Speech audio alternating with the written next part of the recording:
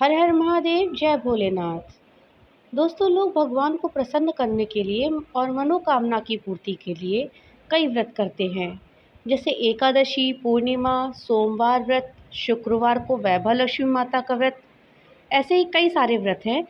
इन सब व्रत को हम भगवान को खुश करने के लिए और अपने मनोकामना की पूर्ति के लिए करते हैं।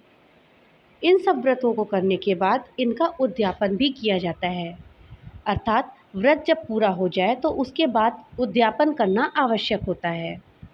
कई लोग जानकारी के अभाव में उद्यापन नहीं करते हैं, लेकिन व्रत करने के बाद उद्यापन करना बहुत ही ज़रूरी होता है। उद्यापन करने के बाद ही व्रत करने का फल मिलता है। बिना उद्यापन के व्रत निष्फल हो जाता है। तो दोस्तों, आज हम आपको व्रत के उद्यापन के महत्व और इसकी क्या विधि है, इस विषय में बताएंगे। जानकारी के लिए वीडियो को लास्ट तक देखिएगा। वीडियो अच्छी लगे तो लाइक और ज़्यादा से ज़्यादा शेयर करिएगा। और हाँ, अगर चैनल पे नए आए हैं तो चैनल को सब्सक्राइब करना मत भूलिएगा और अपने विचार हमें कमेंट बॉक्स में लिख करके ज़रूर बताइएगा। तो दोस्तों, चलिए जानते हैं सबसे पहले उद्यापन का अर्थ क्या होता है। उद्यापन आखिर है क्या चीज़। दोस्तों, किसी भी व्रत के विधि पूर्वक अच्छे से संपन्न होने के बाद धार्मिक कार्य किए जाते हैं, जिसे उद्यापन कहते हैं। ये किसी व्रत की सफलतापूर्वक समाप्ति पर किया जाता है। व्रत करने के बाद हवन और पूजन इत्यादि कार्य करके उद्यापन किया जाता है। नंदी पुराण के अनुसार उद्यापन के विषय में कहा गया है कि उद्यापनम विना यत्र तद व्रतम निष्फलम भवेत्। इसका अर्थ है कि बिना उद्यापन के कोई भी कार्य सफल नहीं होता है। इसलिए कोई भी व्रत करें, इसके बाद उसका उद्यापन जरूर करना चाहिए। दोस्तों, हिंदू धर्म में एकादशी, पूर्णिमा, सोमवार, मंगलवार, बुधवार और माँ लक्ष्मी की पूजा के लिए शुक्रवार का व्रत किया जाता है। इन सभी व्रतों को करने के बाद उद्यापन करना बहुत ही ज़रूरी होता है। ऐसी मान्यता है कि व्रत के दौरान कोई गलती हो गई हो या फिर कोई व्रत आपका छूट गया हो तो आप उद्यापन करके व्रत को संपन्न कर सकते हैं। तो दोस्तों, चलिए जानते हैं कि उद्यापन हमको कैसे करना चाहिए।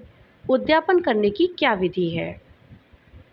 दोस्तों, आप जिस व्रत का उद्यापन करना चाहते हैं उसी दिन उद्यापन करना चाहिए। उद्यापन के दिन सुबह उठकर स्नान आदि से निवृत्त होने के बाद साफ कपड़े पहन लें। उद्यापन हमेशा व्रत पूरे करने के बाद ही किया जाता है।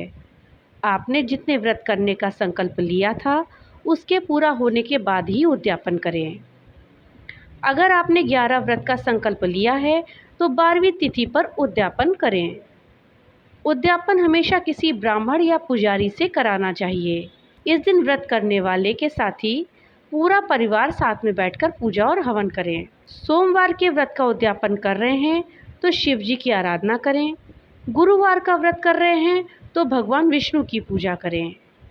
शुक्रवार के व्रत में वैभव लक्ष्मी का उद्यापन कर रहे हैं तो इस दिन उद्यापन के साथ माँ लक्ष्मी की पूजा अर्चना करें।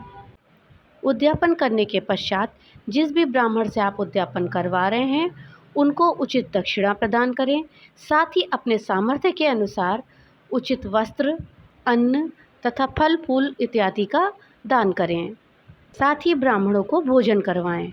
इस तरह से आप अपने व्रत का उद्यापन संपन्न कर सकते हैं और अब दोबारा से व्रत को शुरू करना चाहें तो दोबारा से व्रत को शुरू कर सकते हैं। तो ये थी जानकारी दोस्तों कि आप उद्यापन अपने व्रत का कैसे करें। किसी भी व्रत को पूरा करने के लिए उद्यापन का होना कितना ज़रूरी होता है।